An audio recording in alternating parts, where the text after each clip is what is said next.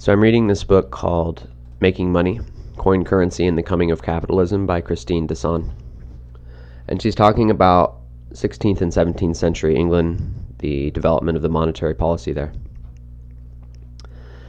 And I'm sure I'll get some of the details wrong, but essentially we moved from having metals and notes that were backed fully by metals to banknotes and government-issued notes that were based on expectations of future productivity.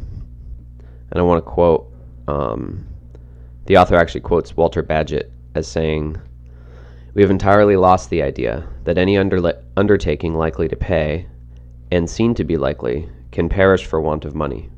Yet no idea was more familiar to our ancestors." So what he's saying here is they've lost the idea that a good idea that we expect to pay, a good innovation that we expect to be productive, would not get invested in. And I would argue that this is due to the flexibility of money supply. Essentially, it was because of the development of fractional reserve banking that the economy could take off the way that it has. The author goes on to say, "The very fecundity of the new way of making money must have fed the explosive economic growth that characterizes modernity." Now, in the very next paragraph, she does go on to explain that such abundant liquidity came with a dark side, the deep fault lines that have rendered modern finance so fragile. So I'm bringing all this up in the context of arguments for a fixed supply currency, such as we might see if we were to adopt Bitcoin as a world currency. There's still this main issue that I'm struggling with, which is whether or not the essential property of currency, modern currency at least, is that it have a somewhat flexible supply. Like, I get the argument that storing your value in a fixed supply currency is a better store of value, right? But like, I'm a little bit worried that it might cause the economy to crash into a side of a mountain.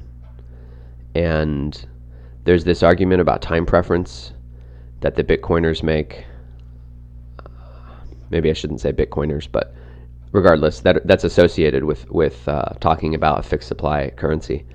And essentially the argument there is that we will be more inclined to hang on to our money rather than throw it around into investment bubbles.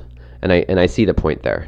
Like, I don't think that the current system is necessarily ideal, but I think we do need to acknowledge that it's the force that's driven the economic explosion that we've had in the last couple hundred years, and that as anti-consumerist as I generally am, in my own personal life anyway, I think we need to acknowledge the tremendous shift and creative destruction, at least, that would be associated with moving to a fixed supply currency.